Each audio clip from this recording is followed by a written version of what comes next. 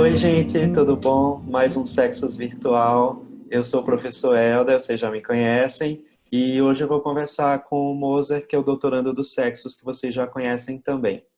Oi, Moser, tudo bom? Oi, Helder, tudo bem? Gente, a gente vai conversar hoje sobre identidade de gênero, expressão de gênero e orientação sexual. O que é que essas coisas têm a ver? Isso tem relação com o trabalho que o Moser faz e fez no mestrado e faz no doutorado. E saiu artigo novo. Saíram já três Sim. artigos sobre esse tema, que a gente vai botar aqui os links para que vocês possam ler. Mas Moser pode comentar mais sobre esse tema a partir dos artigos. Mas a gente vai falar, obviamente, diretamente para vocês, né, Moser? Isso. Nas últimas semanas saíram dois artigos da minha dissertação, que é sobre isso, né? Um mais empírico, com dados que a gente produziu durante a dissertação, e o outro é teórico, fazendo um apanhado, assim, uma crítica sobre a literatura, sobre a feminação, né, em homens. Tá. Vamos lá, direto ao assunto. Hoje um vídeo um pouco mais curto e tal. Quando a gente fala em expressão de gênero, todo mundo deduz o que é, porque todo mundo tem uma expressão, a gente se expressa de alguma forma, a gente mostra para os outros, a gente mostra para a sociedade alguns elementos que são interpretados como identificações com gênero. E a partir da lógica binária que a nossa sociedade ainda tem, essas identificações elas vão mais para um lado ou vão mais para um outro lado, digamos assim, né? E aí eu tenho uma noção de qual é a minha expressão, ou eu sou julgado pelos outros a partir dessa expressão, não é isso, Moser? Isso. A gente tem uma imagem que a gente produz, né?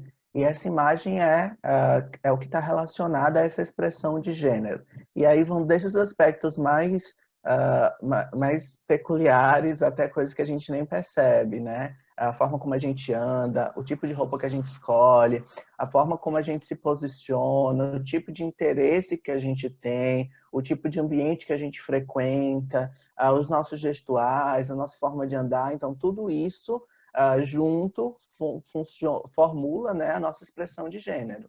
Então, por exemplo, a gente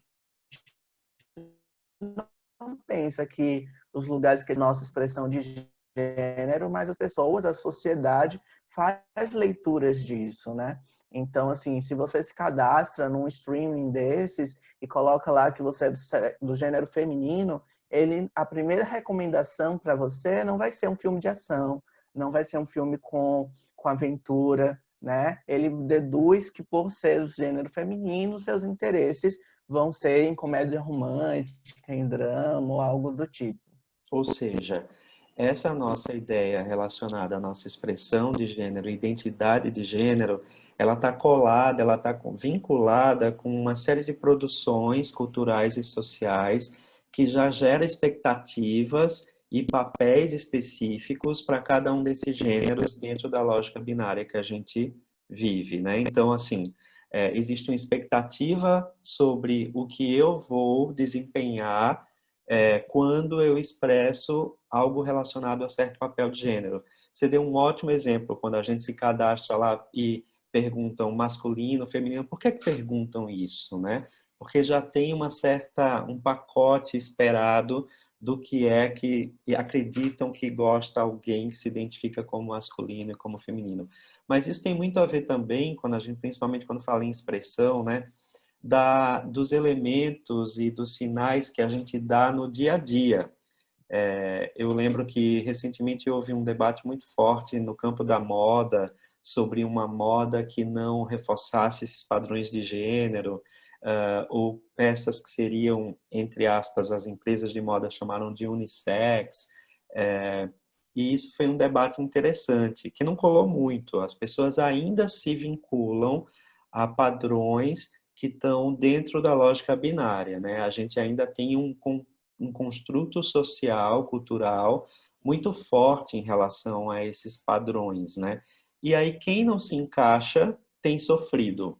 E aí é que a gente vai entrar num debate interessante que está nos textos que o Moser publicou, né?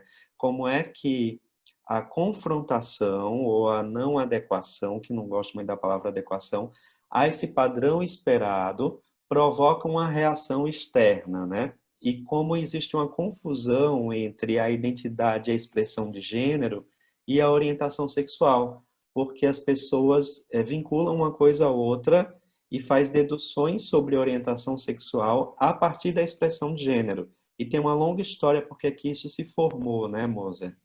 Sim. Você fala da moda, Elder, e não é a primeira vez que o mundo da moda, o mundo assim, estético, tenta emplacar esse mundo sem gênero, né? A gente lembra nos anos 90, eu era um bebê ainda, mas a gente lembra que tinha androginia, né? Desde o final dos anos 80, isso começa a ganhar força e os visuais mais icônicos do período, de Madonna a qualquer ícone fashion, tentavam imprimir essa androginia de algum modo, tentar romper com esse estereótipo do que era do feminino, do que era do masculino e tal. Só que é como se isso tivesse dado uma acalmada durante os anos 2000 e hoje a gente, nos últimos anos, isso meio que voltou a se tornar uma discussão, né? Então ainda é uma coisa que nós estamos tentando lidar ainda, como é que a gente se veste, como é que a gente se expressa.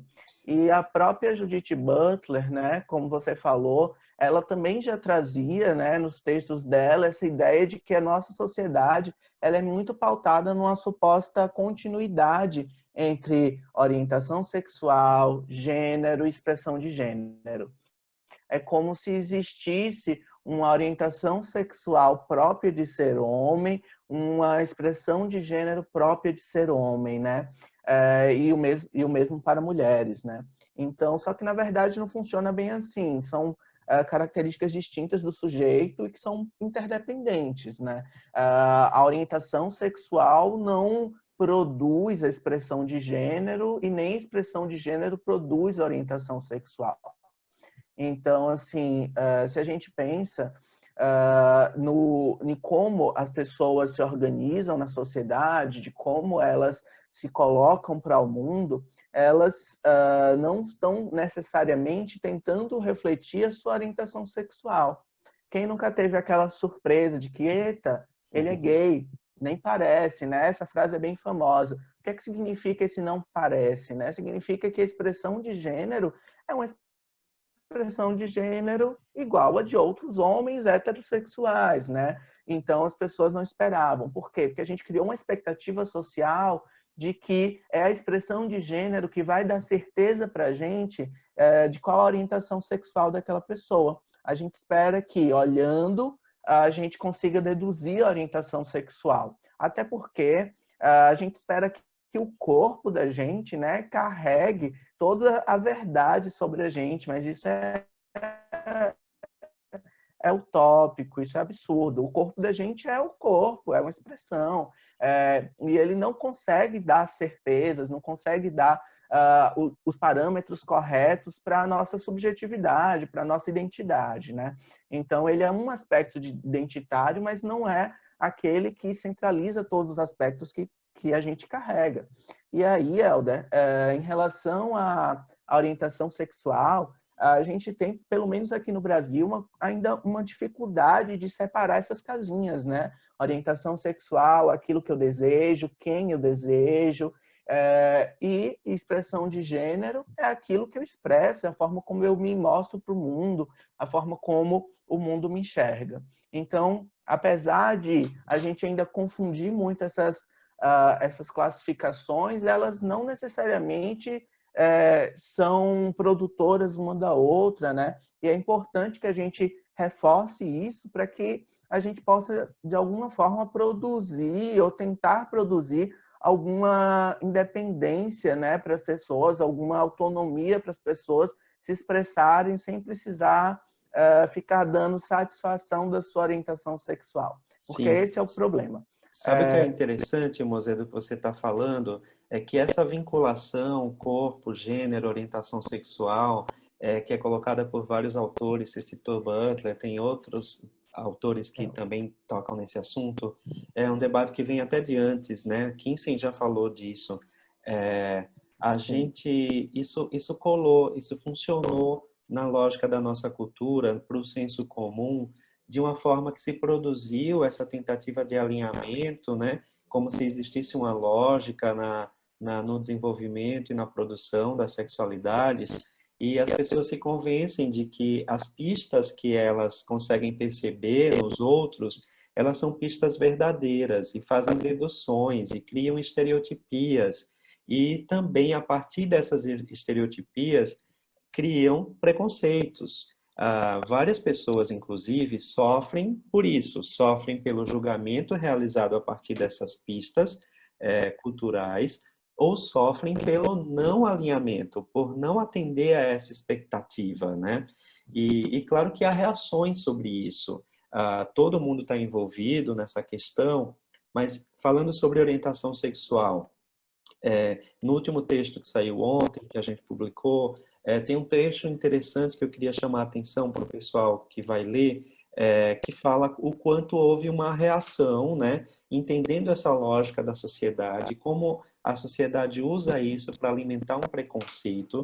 O grupo minoritário que sofre esse preconceito também deu respostas, né? E algumas das respostas podem ter sido a longo prazo negativas, porque ela foi uma tentativa de encobrimento ou uma tentativa de ajustamento a essa expectativa e a criação de estereótipos no outro extremo, como você fala, a hipermasculinidade, a masculinidade tóxica dentro do ambiente não heterossexual, que surgiu e ficou muito forte no final da década de 90 e nos anos 2000 todo, né? Hoje tem se questionado muito mais isso, mas é um efeito de todo esse julgamento que foi realizado a partir dessa tentativa de alinhamento, né, da expressão de gênero com a orientação sexual.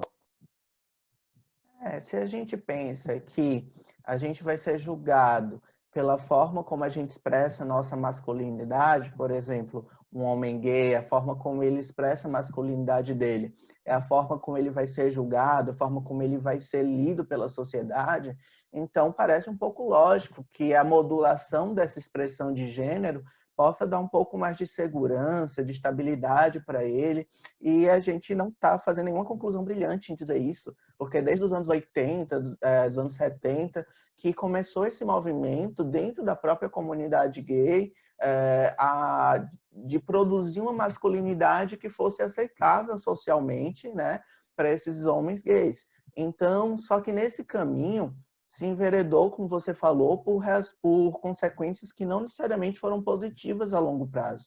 E a gente pode citar a hipermasculinidade aí, essa exaltação do homem macho, do homem másculo, ao extremo, de forma até inalcançável, né? Começou a se tornar um padrão cultural dentro da comunidade e até hoje a gente pode encontrar essa mesma produção cultural, tanto nos desejos quanto na estética do mundo cultural, né? E tal, a gente vê de um reality show a uma novela, esses mesmos padrões estão reproduzidos, né? Quem é a bicha, quem é o macho, o bofe, né? Como o Peter Frey falou lá também na década de 70, década de 80, né? Moisés, você está destacando, e é importante, o efeito disso no grupo não heterossexual, mas esse efeito é tão grande e pode ser negativo para todo mundo, porque isso também gera uma cobrança e um desejo que as pessoas não sabem de onde vem nos próprios homens e mulheres, que essa expressão também nas mulheres, a gente está falando muito dos homens, que foi o foco dos seus estudos, mas nos homens heterossexuais, né, que se sentem pressionados à manifestação e à tentativa de sempre desempenhar um papel super masculino esperado, com medo de que qualquer outro papel desempenhado gere uma desconfiança ou uma pista em relação à orientação sexual, o que é um troço terrível, porque o grupo pode, inclusive, maximizar comportamentos, atitudes que são negativas do ponto de vista social, que, por exemplo, alimentam o machismo, a violência contra as mulheres, nessa tentativa desesperada de entrar num acordo com esse padrão estabelecido, né? Então, qualquer mínima demonstração que denote uma incerteza em relação à orientação sexual, ela é afastada por esses homens que se hipermasculinizam. É engraçado porque por trás disso também está uma revelação de que se pensa que a orientação sexual não heterossexual é necessariamente algo negativo, né? Claro, se vão ser julgados por isso, não querem ser julgados injustamente, entre aspas, e tentam se afastar, criam uma repulsa imensa, né? Então, sim, e tem dois aspectos que eu acho que é importante a gente considerar aí nessa história toda. O primeiro é a ideia de que da rejeição do feminino que é produzida a partir desse movimento, né? Já que o feminino é negativo, já que se é associado à imagem feminina, isso por causa das estruturas da nossa sociedade patriarcal, machista. Então, já que é desse modo e que a homossexualidade ela é lida como não próprio do masculino, do macho, né? Então, vamos nos afastar desse estereótipo, vamos rejeitar o feminino, e aí a gente começa uma produção mais intensificada da negativização do feminino, seja ele na figura de mulheres, ou seja ele na figura de homens, através da afeminação. Sim. Então, acho que esse é um ponto muito importante, que é um dos efeitos colaterais mais perversos dessa não adequação a uma matriz de expressão heterossexual, masculina na sociedade. E um outro ponto que é importante a gente destacar é que essa masculinidade ideal, exaltada, ela é produzida por reafirmação. Ela é produzida pela continuidade em provar essa masculinidade. Então, não basta o menino na escola dizer, oi, eu sou heterossexual, oi, eu sou menino. Não, ele precisa provar dia após dia isso. E os adolescentes precisam provar dia após dia. Como é que se prova que você é macho?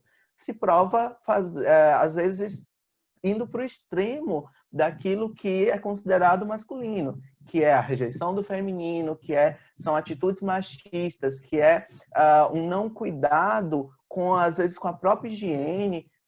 A gente tem problemas seríssimos no Brasil com homens, com a higiene dos homens em relação aos seus ânus, em relação aos seus órgãos genitais. Olha, e isso com a ideia de que, olha, eu não posso parecer afeminado, eu não posso parecer menos másculo, já que eu vou ficar lavando o meu pênis. Olha que loucura, né? Então, isso é um efeito colateral. Eu queria só contar uma história, Elda. Eu cresci numa escola que uma das minhas colegas, minhas amigas nessa época, ela hoje é jogadora da seleção feminina de futebol do Brasil. Ela atua lá na China e faz parte da seleção aqui do Brasil. E imagina, durante os anos 90 e 2000, quando eu cresci nessa escola, o rebuliço que causava uma menina ser tão interessada em futebol. Sim, gerava sim. uma certa estranheza, uma certa desconfiança das pessoas. Então, tinham comentários, tinham reações negativas, mas também tinham incentivos, também tinham pessoas que apoiavam e que ajudavam que esse interesse fosse entendido como legítimo e fosse incentivado de fato, né? Então isso está nas meninas heterossexuais, nas meninas homossexuais, nos meninos, em todo mundo, porque tem uma vigilância que chega em todo mundo, do que é que eu preciso provar o tempo inteiro, de que aquilo que eu estou expressando é também a minha identidade, é também aquilo que julgam que seja a minha identidade, sim. Né? Já que essa ligação ela não é exatamente contínua. Moza, eu acho importante frisar o quanto, num primeiro momento, esses aspectos eles atingem de frente a população não heterossexual, os grupos minoritários, gays, lésbicas, que passam por esse julgamento, mas que num segundo momento, e se a gente faz uma análise um pouquinho mais profunda, nem precisa ir tão longe, isso está presente para todo mundo, essa cobrança e essa hipervigilância em torno da expressão do gênero está presente para todo mundo. Eu queria deixar o pessoal convidado para que a gente tenha um outro vídeo também para falar só sobre anti-afeminação e esse movimento de afastamento e de negativização do feminino, porque isso é um ponto muito interessante. Todo mundo teve na sua socialização sexual, na infância e tal, aquele momento em que era um xingamento, era uma coisa muito negativa dizer que alguém é uma menininha. Isso não é em vão, isso usar o feminino como um xingamento e um rebaixamento é algo grave, que ainda acontece hoje. E essas questões, elas estão interligadas, né, Moza? Então, a gente vai continuar conversando sobre esse assunto em um outro vídeo. E aí a gente pode fazer vários vídeos sobre esse tema. Vamos ver a repercussão que o pessoal vai dar em comentários ou mandando Deixa coisas nos em box. comentários. Comenta, curte o vídeo, segue o canal. Estou começando a aprender a pedir para o pessoal fazer isso. Siga E o manda para um Instagram. amigo. Eu acho que é muito importante compartilhar esse debate, né? Eu acho que ele atinge não pessoas, apenas pessoas que são não heterossexuais, não só pessoas LGBT, mas atinge muito as pessoas heterossexuais também. Então manda para Sim, aquele seu claro. amigo que você acha que ele precisa pensar sobre isso, ou mesmo que você acha que ele vai curtir pensar sobre isso, né? A gente deu assim quase um teaser desse assunto aqui. É claro que nesses minutinhos não dá para aprofundar, mas eu vou colocar na descrição do vídeo embaixo e em alguns cards que vão aparecer aqui, referências que vocês podem utilizar para ler e aprofundar um pouquinho mais. Então, isso aqui é quase que uma indicação de como começar a pensar sobre esse assunto. E aí, com a repercussão, a gente pode fazer mais vídeos e algumas coisas mais interessantes, tá bom? Eu queria lhe agradecer, Mozer, por mais esse vídeo. Eu acho que muitos outros virão. E, mais uma vez, parabenizar pelos artigos publicados. Eu acho que foi bem legal, que saiu ontem. Eu digo a todo mundo que não perca de ler. É um artigo numa revista acadêmica, mas que qualquer pessoa pode ler. Tá muito interessante, tá bom? Então, vou deixar a descrição aqui embaixo. Obrigado pela parceria, Helder. E vamos fazer o outro vídeo depois. Tá certo. Tchau, pessoal. Tchau, Até pessoal. mais.